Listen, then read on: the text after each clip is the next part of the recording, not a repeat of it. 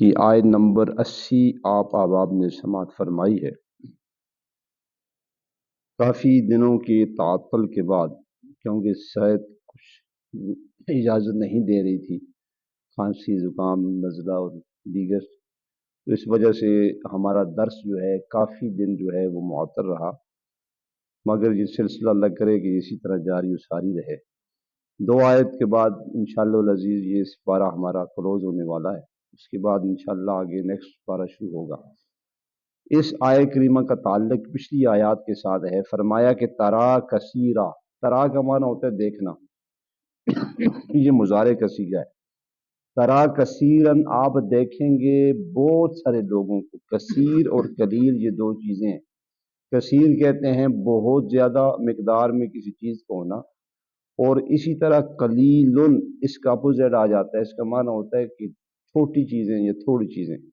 لہذا کثیر اور قلیل ہم اپنی زبان میں روزمرہ استعمال کرتے رہتے ہیں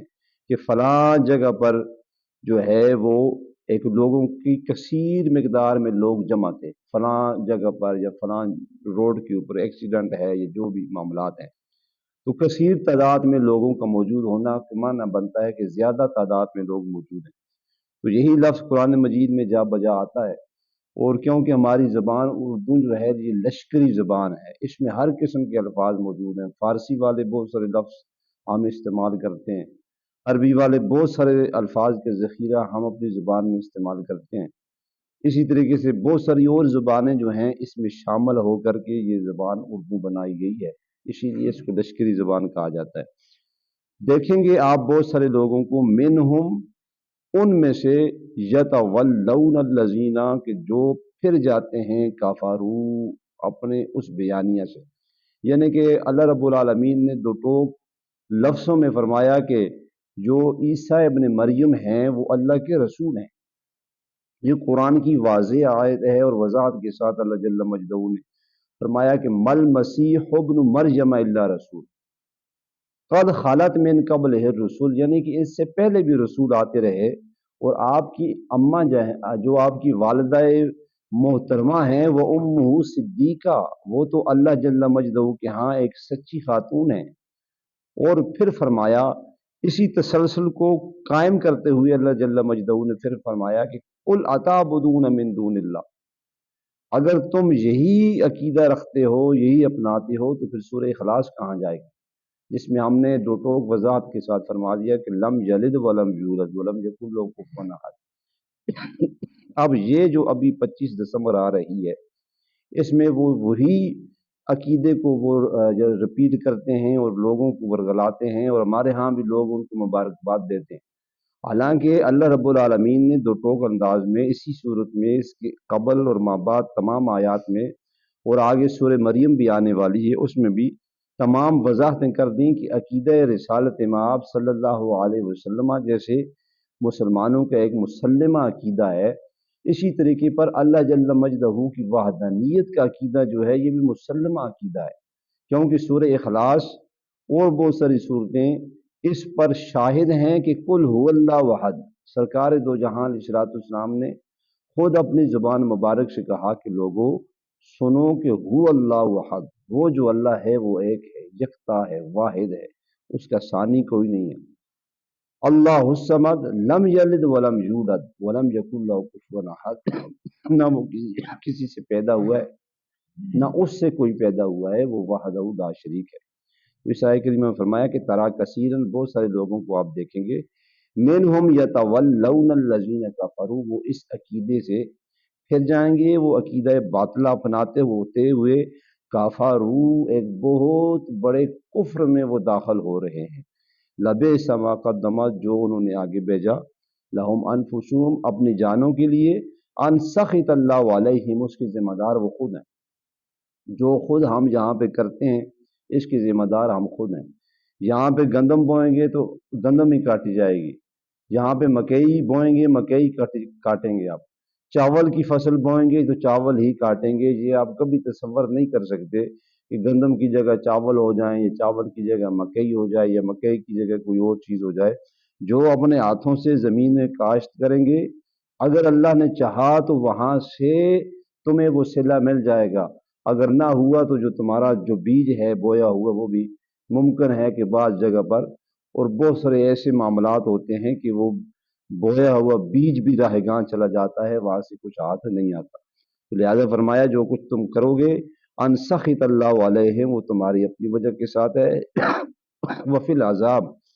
اور جو ہم عذاب دیں گے تمہیں،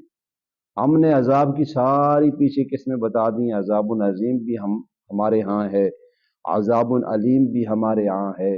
اور اسی طریقے پر تمام عذاب کی قسمیں، اور تمہیں مقام اسفل السافلین کا بھی بتا دیا ہے، اور تمہیں مقام علیین کا بھی بتا دیا ہے۔ اب تمہارے اوپر ڈیپینڈ ہے کہ تم کون سا مقام حاصل کرنا چاہتے ہو۔ اب تمہارے اوپر ڈیپینڈ ہے کہ تم اپنے آپ کو سردی سے بچا سکتے ہو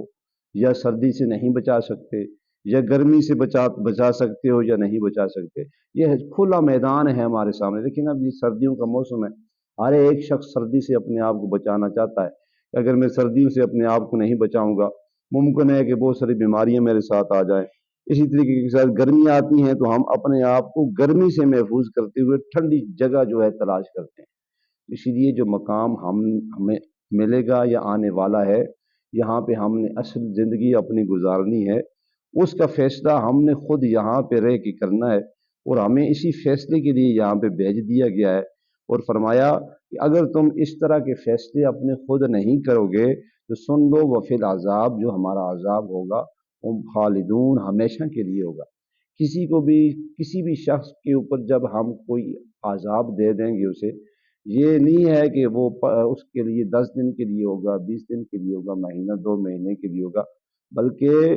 وہ پرمنٹ اس کے لیے جاری کر دیا جائے گا۔ اسی لیے اسی طرح جسے جنت مل جائے گی، اب وہاں 10 20 دن، سال 2 سال کی بات نہیں ہے، پرمنٹ وہاں رہے گا، اور جو پہلے دن سہولیات اسے ملیں گی آخر تک کے لیے وہ سہولیات ہوں گی۔ وہاں پہ کوئی بیماری نہیں ہوگی، وہاں پہ کسی قسم کی کوئی ذہنی ڈپریشن کا شکار کوئی بھی شخص نہیں ہوگا، وہاں پہ ہر لمحہ آپ کو خوشحالی کی طرف آپ کا سفر جو ہے وہ طے شدہ ہوگا۔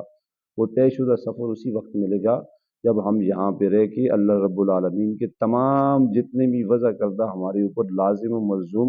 حقوق جو ہیں اویزاں کر دیے گے، اس کے اوپر ہم چلتے رہیں گے تو انشاءاللہ العزیز ہم سرخرو ہوتے رہیں گے۔ اللہ رب العالمین سے دعائے خالق عز و جل ہمیں قرآن مجید کے ساتھ وہ لگاؤ عطا فرمائے جو صحابہ اکرام رضوان اجمعین کا تھا، تابعین تبع تابعین کا تھا، اولیاء اعظام کا تھا۔ یہ اللہ کے جو بڑے بڑے ولی تھے، جب یہ قرآن مجید کو پڑھتے کوئی بھی کہیں سے بھی تو ان کی آنکھوں سے آنسوؤں کی قطار جاری ہو جاتی، یعنی کہ اللہ کا کلام اتنا مضبوط تر کلام ہے۔ فرمایا کہ اگر ہم اس کو پہاڑوں پہ نازل کر دیتے، لو انزلنا ھذا القرآن، اگر ہم اس قرآن کو پہاڑوں کے اوپر نازل کر دیتے تو وہ پہاڑ اس کے خوف سے، یعنی کہ اس کی حروفوں کی طاقت اور اس کے خوف سے، وہ جو پہاڑ ہیں جو پتھر سے بنائے گئے ہیں وہ ریزہ ریزہ ہو جاتے۔ ریزہ ریزہ سے مراد جو ہے بکھر بکھر کر دائیں بائیں ہو جاتے، مگر یہ ہمارے دلوں کے اوپر نازل کیا گیا ہے، اور آج ہم اتنی ہی غفلت کا شکار ہو رہے ہیں۔ آج علم کی کمی نہیں ہے، علم ہر جگہ موجود ہے۔ آپ اپنے موبائل میں دیکھیں، وہاں پہ بھی آپ کو علم کی باتیں ملیں گی، قرآن مجید کھولیں گے، گھروں میں کتب ہیں،